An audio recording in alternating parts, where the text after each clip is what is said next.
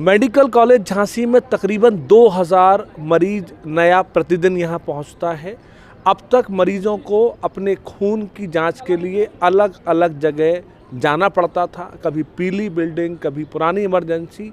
इन सारी बातों पर रोक लगाते हुए ये सेंट्रल पैथोलॉजी लैब का शुभारंभ कर दिया गया है। डिप्टी सीएम ब्रजेश पाठक ने इसकी शुरुआत की है।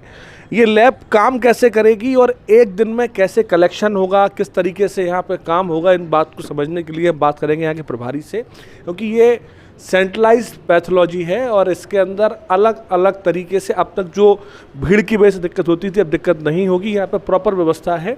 एक तरफ पंजीयन कराना है, पंजीयन के लिए अलग व्यवस्था, यहाँ अलग विंडो बनाई गई है, भीड़ ना लगे, लोगों को परेशानी ना हो, बैठने की सारी व्यवस्था है। इसके बाद सैंपल कलेक्शन के लिए राइट हैंड पे यहाँ पे व्यवस्था की गई है और उसके बाद फिर पूरी पैथोलॉजी यहाँ पर अंदर, यहाँ पर काफ़ी बड़े स्पेस में बहुत बड़ी टीम के साथ में इसको लीड करेंगे और पूरा प्रयास ये रहेगा कि किसी को भी दिक्कत का सामना ना करना पड़े, घंटों ना बैठना पड़े और ये सैंपल कलेक्शन होगा। इसके बाद ये पूरी पैथोलॉजी कैसे काम करेगी ये, और इसके साथ में यहाँ पर ये इसको डिज़ाइन किया गया है जिससे कि यहाँ पर एक जो कंसल्टेंट रूम है यहाँ पर प्रभारी मौजूद मिलेंगे आपको, और आने वाले टाइम ये पूरा का पूरा सब कुछ सीसीटीवी कैमरे से लैस है और यहाँ पर एक आने वाले टाइम में एक बड़ी डिस्प्ले का लगाया जाएगा जिससे कि यहाँ पर जो मरीज़ बैठे हैं कितना टाइम उनके में कंज्यूम हो रहा है, कितनी देर में उनकी जांच मिल जाएगी और जिससे कि उनका इलाज सही तरीके से शुरू हो पाए। अब तक मरीज़ कभी पीली बिल्डिंग, कभी लाल बिल्डिंग, पुरानी इमरजेंसी, लंबी लाइन, इन सब चीज़ों पर रोक लगाते हुए यहाँ पर ये व्यवस्था रहेगी और इस व्यवस्था के बाद में यहाँ पर पूरी तरह से ये देखा जाएगा कि किसी भी आदमी को दिक्कत ना हो। ये पूरी लैब है, जब अभी डिप्टी सीएम ने यहाँ पे आके इसकी ओपनिंग की है और एक पूरी टीम यहाँ काम कर रही है जो कि तकरीबन 4 से 5 हज़ार जाँचें प्रतिदिन यहाँ पे होंगी। ये पूरी आधुनिक मशीनें, क्योंकि मेडिकल कॉलेज को ये लोग मानते हैं कि यहाँ पर दिक्कत होती है, लेकिन रियलिटी उसकी ये है कि बड़े पैमाने पर सुधार किया गया है। सर, आप संभालेंगे पूरा यहाँ पर, मयंक जी कैसे मैनेज करेंगे पूरा?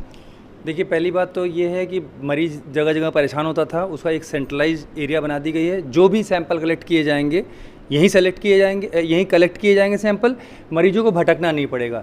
दूसरी बात कि चूँकि स्पेस ज़्यादा है, हम लगभग 500-600 पेशेंट्स आते हैं और लगभग 5000 हम जांचें कर रहे हैं, तो इस संख्या को और बढ़ाया जाना है।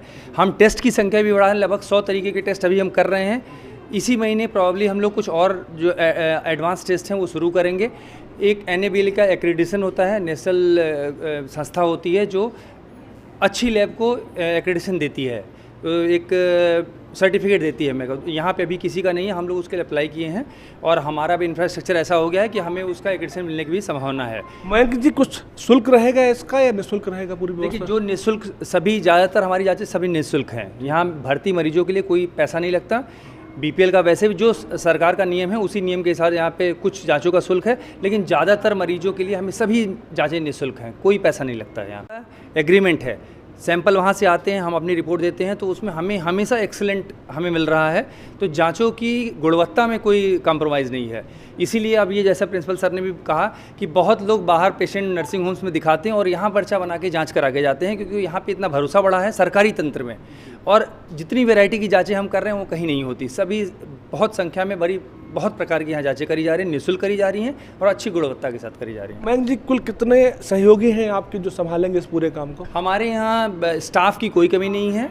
गवर्नमेंट की तरफ से जितने स्टाफ दिए गए हैं, हमारी 8 आवर्स की ड्यूटीज़ रहती है, उसमें 2-2 टेक्नीशियन होते हैं, अटेंडेंट्स होते हैं और लगभग हमारे पास DMLT स्टूडेंट्स हैं जो लगभग 200 की संख्या में है, जो ट्रेनिंग करने आते हैं। जैसे MBBS होता है वैसे उनका कोर्स होता है, तो हमें स्टाफ का कोई ऐसी समस्या नहीं है फिलहाल। जो जांच बाहर 2000 में होती है उसके अंदर 50 से 60% कमीशन उस चिकित्सक का होता है जो उसको निजी जांच पर लिखता है। 40% में लैब वाले को जांच करनी होती है, रिपोर्ट देनी होती है, केमिकल दुकान का किराया सब निकालना होता है। तो आप सोच सकते हैं कि वो जांच की गुणवत्ता क्या होती होगी। उसकी तुलना में यहाँ की जांच काफ़ी हद तक मुफीद है।